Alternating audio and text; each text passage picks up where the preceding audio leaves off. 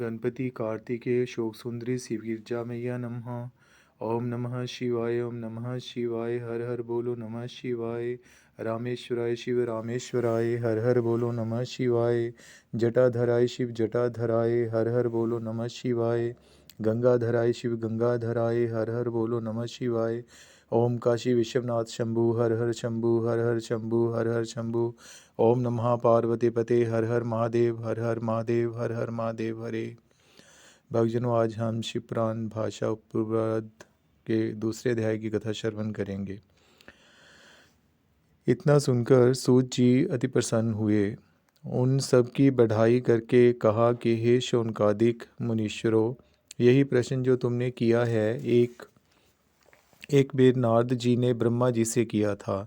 ब्रह्मा जी ने यथार्थ उत्तर देकर नारद जी को प्रसन्न कर दिया था। सो कहते हैं कि एक समय श्री नारद जी तप के लिए हिमालय पर्वत पर, जिसके निकट श्री गंगा जी बहती हैं, पहुँचे और एक जगह बैठकर अति कठिन तप करने लगे। श्वास ब्रह्मांड में चढ़ाकर कूटों में बैठ रहे। ऐसी कठिन तपस्या देखकर इंद्र अति भयभीत हुए और समझे कि नारद हमारे पद को प्राप्त होने के लिए ऐसा कठिन तप करते हैं। रीति है कि व्यभिचारी मन पापी लोग कौवे की तरह डरा करते हैं। सो इंद्र ने चाहा कि नारद के तप में अंतर आ जावे। तुरंत इसी इच्छा से काम को बुलाया। कामदेव तुरंत आया। इंद्र ने कहा कि हे मित्र, आपके द्वारा हमने बहुत गर्ववानों का अहंकार तोड़ डाला है। देखो देखो नारद देखो नारद हिमालय पर्वत पर शिव का तप करते हैं। हमको संदेह है कि वह हमारे पद को छीन लेवे। इसलिए आप ऐसा उपाय करें जिससे नारद का तप भंग हो जावे। यह सुनकर कामदेव ने अपनी सब सामग्री सजाई और नारद के निकट जाकर अपनी संपूर्ण माया प्रकट की। अर्थात नाना प्रकार के पुष्प खिलाए और कोकिला आदि पक्षी अपनी मीठी मीठी वाणी बोलने लगे। तीनों प्रकार के शीतल मंद मंद सुगंधित जो कामदेव के उपजाने वाली है पवन चलने लगी। छहु रीति प्रकट हुई और रंभा आदि उत्तमोत्तम अप्सरा जो नाचने और गाने में अति प्रवीण थी, नृत्य करने लगी। यह विजय करने वाली सेना देखकर काम अति प्रसन्न हुआ। वहां जाकर जो जो कर सका वह किया, पर नारद का मन कुछ चलायमान ना हुआ। अब इसका मुख्य कारण वर्णन करते हैं कि उस जगह पर कामदेव का बल क्यों न चला। हेतु यह है कि जब सदाशिव के काम को उसी जगह पर जला दिया था और फिर उसको जिलाने का वर देकर यह कहा था कि चाहे कामदेव जीत जावेगा, पर इस जगह पर उसकी कुछ ना चलेगी। अर्थात जहाँ तक के ये स्थान दिखाई देते हैं वहाँ तक काम प्रकट ना होगा।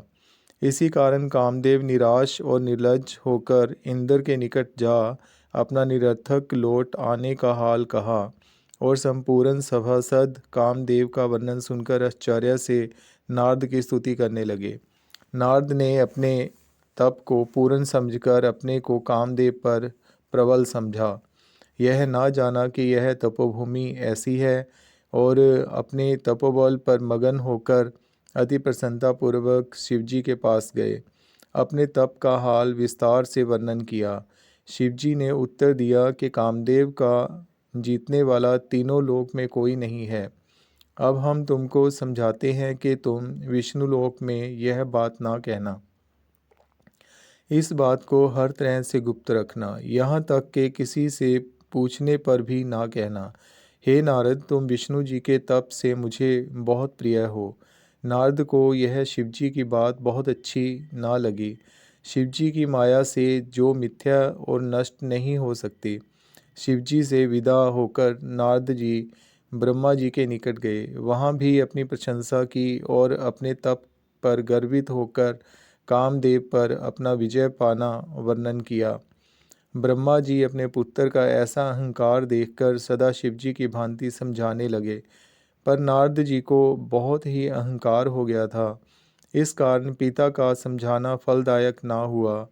विष्णु लोक में भी उसी अहंकार से गए। विष्णु ने उठकर कंठ से लगाया, पूछा कि अब तक तुम कहाँ रहे। नारद जी ने अपने तप और कामदेव पर विजय पाने आदि का हाल कह सुनाया।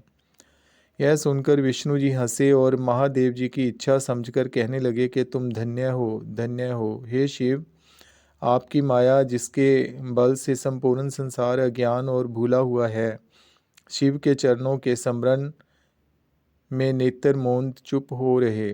सदा शिव जी की इच्छा भली भांति समझ मधुर वचन से कहा, हे नारद, जो मनुष्य ब्रह्म ज्ञानी संसार को छोड़े हुए ईश्वर आराधन से वर्जित है, उनके मन में मोह उपजता है। आपने तो ब्रह्मचार्य अंगीकार किया है, काम तो आपका क्या कर सकता है। आपके चरणों की सेवा से भय दूर होता है, काम की कुछ नहीं चलती। ऐसी वार्ता सुनकर नारद और भी अहंकार में डूबकर कहने लगे कि यह बात केवल आपकी कृपा से प्राप्त है। यह कहकर नारद जी विदा हुए। उसी समय सदा शिव जी की माया से नारद जी के मार्ग में एक बहुत अच्छा शहर बस गया, मानो दूसरा स्वर्ग है। लंबाई उसकी चौरासी लंबाई उसकी 400 कोस की, और वहाँ के स्त्री पुरुष नाना प्रकार से विहार करते। वहाँ के वासियों का रूप देखकर काम लज्जित होता था। एक शील निधि नाम राजा वहाँ का राज्य करता था, जिसके यहाँ स्वयंवर था। उसमें उस राजा की लड़की, जिसकी सुंदरता पर संसार भर मोहित था, श्रृंगार किए मानो सभा का अलंकार हो रही थी। और चारों ओर के राजा उस महासुंदरी चंपकवर्णी गजगामिनी कन्या की इच्छा से उस सभा में वर्तमान थे। नारद यह सभा का हाल सुनकर स्वयंवर में पहुँचे। राजा ने इनका अति आदर सम्मान करके अपनी लड़की को बुलाकर नारद के सामने किया।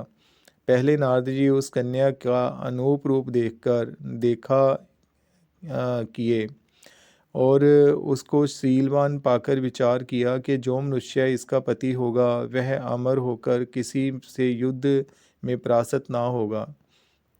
यह बात अपने मन में विचार कर फिर अपनी राह चले गए, पर मार्ग में काम से अति विह्वल होकर बुद्धि के विपरीत काम के जाल में फंस गए। विचार किया कि रीति है कि सुंदरी स्त्री स्वरूपवान पुरुष को चाहती है, हम सुंदर नहीं हैं, उसको किस तरह पावेंगे। सुंदरता सबको भाती है, हमको उचित है कि विष्णु जी का स्वरूप लाकर उस कामनी को प्राप्त करें।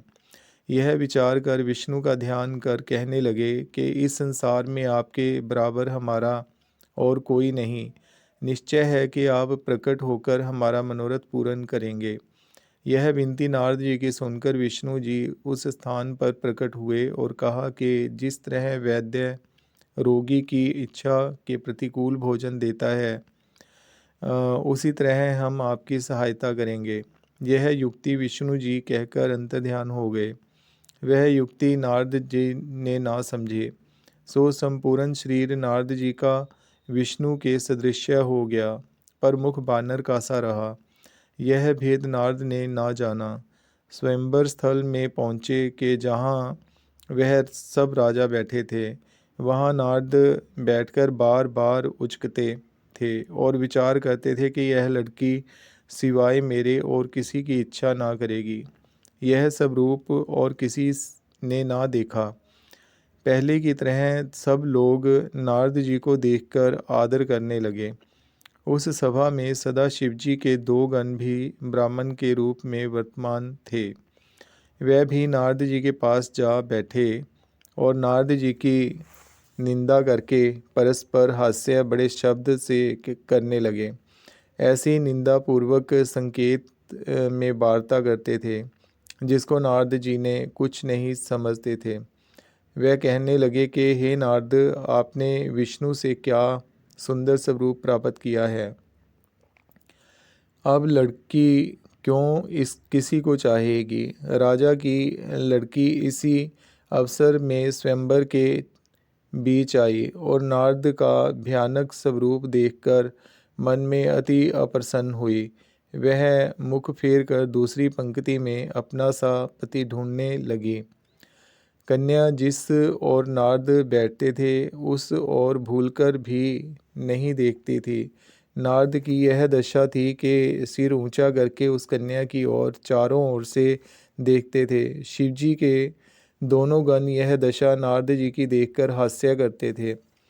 ऐसे समय में आप विष्णु जी उस सभा में आए। लड़की ने प्रसन्न होकर तुरंत जयमाला विष्णु जी को पहना दी, जिससे सब राजा निराश हो गए। यह दशा देखकर नारद जी बेहवल हो गए। उस समय दोनों गणों ने नारद जी से कहा कि आप नाहक कितने दुखी होते हैं, भला अपने मुख को तो देखिए। बोलो शिव शंकर भगवान जी की जय। बोलिए गणपति कार्तिकेय शोक सुंदरी शिव गिरजा मैया शिव परिवार की जय।